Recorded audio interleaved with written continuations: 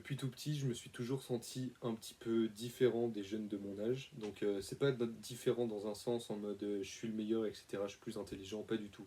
C'est vraiment dans un sens où je sentais à l'époque qu'il y avait une différence, enfin un écart en fait entre les jeunes de mon âge et moi.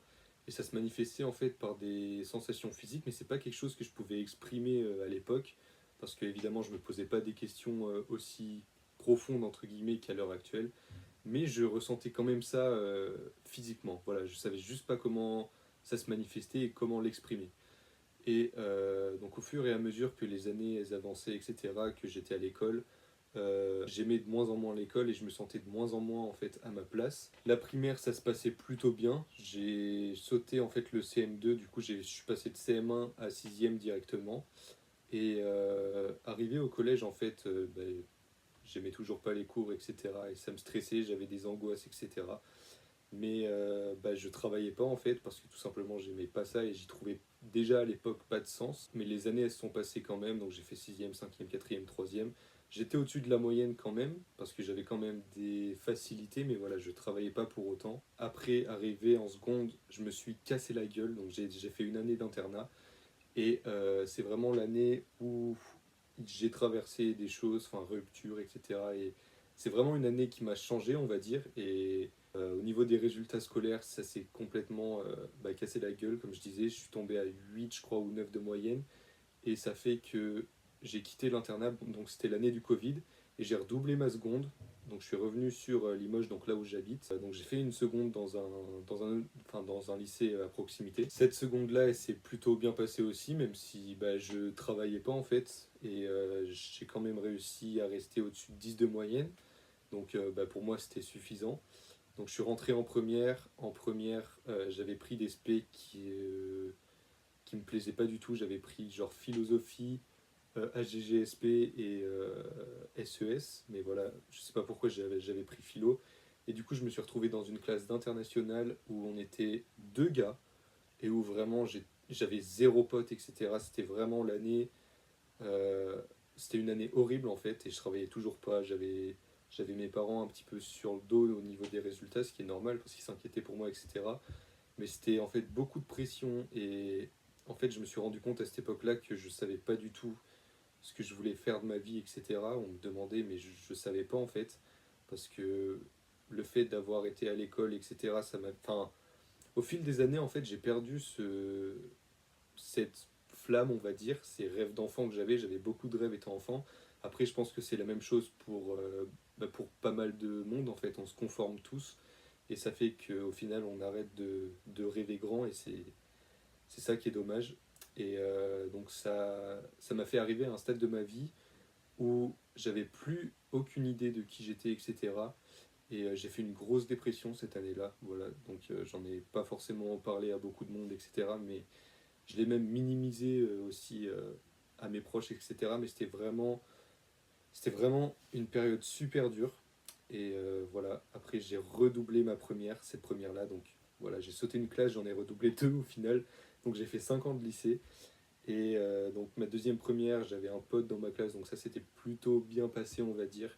Mais voilà, encore une fois, je foutais rien et ça avait aucun sens ce qu'on faisait, même les analyses linéaires en français, etc. Bref.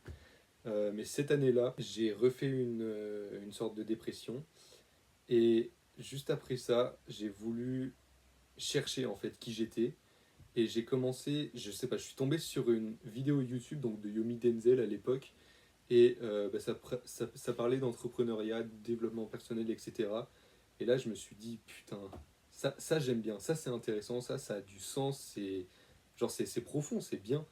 Et du coup, j'ai commencé à me lancer dans le développement personnel donc à 17 ans, en 2023 du coup. Et voilà, j'ai été vraiment passionné par ça, etc. Et je me suis rendu compte que voilà, j'avais envie de me développer, de devenir une meilleure personne, etc. Et j'avais quand même cette idée d'argent en tête. Donc à partir de là, j'ai commencé à me replonger dans la lecture, quelque chose que je faisais plus depuis je sais pas, 10 ans quand je lisais des chairs de poule, mais c'est tout. Mais donc j'ai commencé à vraiment relire des bouquins de développement personnel, j'en ai acheté plein. Donc voilà, j'étais trop content, j'étais dans le truc, etc. Je commençais à me fixer des habitudes et tout. Donc vraiment, je retrouvais un sens à ce que je faisais. parce que je faisais des choses pour moi-même en fait, et pour mon futur tout simplement, et pour essayer de tout simplement de me trouver en fait, d'être en paix avec moi-même. Et voilà, le truc, c'est que j'arrivais pas à trouver de business. J'ai galéré pendant longtemps avec ça. Donc voilà, je vais pas parler de toute l'année d'après, etc. parce que c'est vraiment long. Mais voilà, j'essayais de faire mes habitudes, etc. J'essayais de m'améliorer tout simplement. Et comme en témoigne un peu ma chaîne YouTube, j'ai commencé le développement personnel. J'ai sorti quelques vidéos, etc. Dopamine Detox, ma morning routine, etc. Bon, c'est des trucs que j'ai fait en fait, mais j'arrivais pas à les garder sur le long terme parce que j'avais tout simplement pas changé, on va dire, mon identité, et que je voulais quand même avoir des habitudes de genre successful, machin, etc. Alors que j'étais pas vraiment moi-même dans cette vibe et dans le bon environnement pour, et dans le bon espace mental aussi pour développer tout ça. Et c'est vrai qu'à partir de ce moment-là, quand j'ai découvert le développement personnel, etc., j'ai commencé à stresser en fait par rapport à l'argent parce que je me suis rendu compte que je voulais commencer à faire de l'argent en fait, donc de mon propre biais, de devenir entrepreneur, machin. Et le truc, c'est que voilà, j'arrivais pas à trouver un business, j'ai lancé pas mal de trucs, mais en fait, à chaque truc que je lançais, j'avais l'impression d'être coincé à une certaine étape, à un certain stage, et j'arrivais pas à trouver des réponses à des questions, ou alors c'était des trucs futiles que j'avais pas, et au final, je finissais par m'auto-saboter et j'abandonnais en fait. Et j'arrivais pas à trouver vraiment un truc, un business entre guillemets, qui me passionne et auquel je pourrais me dévouer pendant des mois, des années, etc. En re-regardant la vidéo, en fait, ce que je voulais dire, c'est que je sentais que j'avais beaucoup de discipline en moi à mettre dans quelque chose, mais j'arrivais pas à trouver cette chose-là auquel me dévouer et dans laquelle mettre toute ma discipline, en fait. Jusqu'à ce que du coup je trouve le trading en 2024, donc en septembre 2024. Donc je vais pas rentrer dans les détails, etc. parce que c'est vraiment très long, mais j'ai découvert ça via une pub YouTube en plus sur une application pour investir sur le Bitcoin. Donc à l'époque j'y connaissais vraiment rien.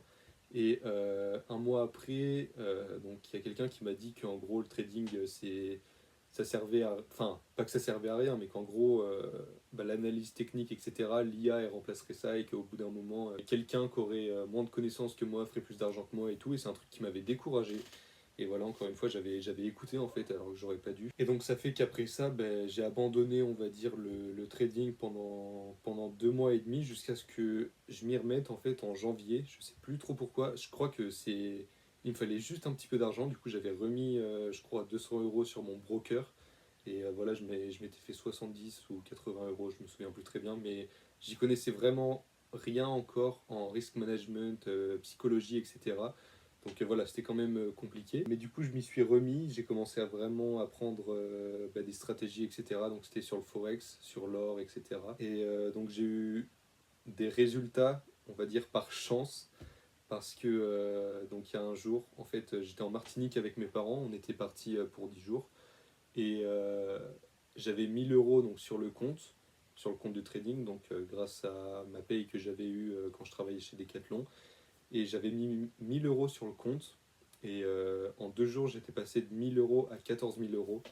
Donc voilà, c'était un truc de fou. À l'époque, à l'époque, c'était il y a vraiment 6 mois en fait. Mais j'étais vraiment en mode, là, je vais. Genre, c'est le début, quoi. Ça y est, je vais devenir riche, machin. Et évidemment, j'étais trop attaché à l'argent, etc. Et j'étais toujours en mode toujours plus, toujours plus, toujours plus, toujours plus. Et ça fait que il y a un jour, j'ai perdu tout simplement ces 12 000 € d'un coup. Et il me restait que 900 €. J'étais remonté à 12 000 dans la même journée. Et le soir, j'ai reperdu les 12 000 d'un coup. C'est débile.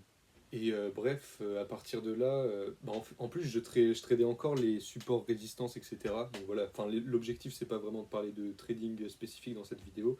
Mais en gros, j'ai changé de stratégie en mars, et j'ai commencé à apprendre quelque chose d'autre, et à apprendre sur des chaînes YouTube américaines.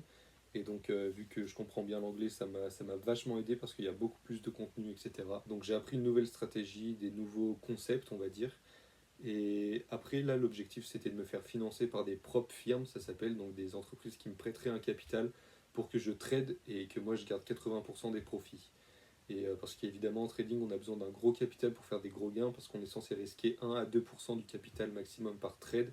si on a un bon risk management, ça s'appelle. Donc là, évidemment, si on veut avoir des gros revenus, il faut avoir un gros capital, et donc c'est pas le cas de tout le monde. Enfin, voilà, même si tu as 10 000 euros de capital, si tu risques 1 ou 2%, tu risques 100 ou 200 euros, et même si tu fais genre 10% par mois, en vrai, ça te fait déjà 1 000 2 000 euros par mois, donc c'est déjà énorme. Mais bref, donc c'est pas vraiment le sujet, mais en gros, il faut vraiment un gros capital pour pouvoir trader proprement, on va dire, et avoir des beaux revenus. Et donc là, l'objectif, c'était que je me fasse financer par des propres firmes, etc. J'ai énormément perdu du coup d'argent cette année sur des comptes live, donc où j'avais mis mon propre argent, etc. Et où je finissais par cramer mon capital en quelques minutes, tout simplement. Et bah après, j'ai commencé à vouloir acheter des challenges propres firmes, et c'est là que j'ai découvert tout ce qui était psychologie, machin, et où vraiment bah, le trading c'est 80% d'émotion, 20% de stratégie, comme on dit. Et bah, c'est le cas en fait, parce que tu as beau être bon en stratégie, etc., si t'as pas une bonne psychologie, etc., que tu es euphorique ou alors que tu as peur, etc., ça va te ruiner en fait. Et c'est ce qui m'est arrivé. J'ai beaucoup appris de cette année, mais voilà, ça reste quand même. J'ai subi des grosses pertes, voilà. Mais malgré ça, le trading, c'est le truc qui m'a fait ressentir cette petite flamme en fait que j'avais pas ressentie depuis longtemps en fait, où je me dis il y a un truc qui est fait pour moi, il y a quelque chose que je vais faire de moi-même, quelque chose que je vais bâtir entre guillemets, et vraiment bah, me rendre indépendant en fait grâce à ça. Et genre je sais que c'est peut-être pas mon chemin final, que ça m'aidera en fait à créer d'autres business ou d'autres trucs qui me plaisent plus dans la vie, mais voilà, je sens que le trading ça me passionne vraiment pour le moment, et que c'est tout simplement quelque chose dont je veux vivre. Et voilà, c'était tout pour cette vidéo en fait, c'était juste pour faire une sorte de petit résumé donc de ce que je ressens intérieurement depuis que je suis petit, et ce que le trading ça m'a fait ressentir quand j'ai découvert ça, etc. C'était vraiment je sais pas trop comment expliquer, je sais pas si c'est le fait que ça soit les graphiques, etc., le prix qui bouge.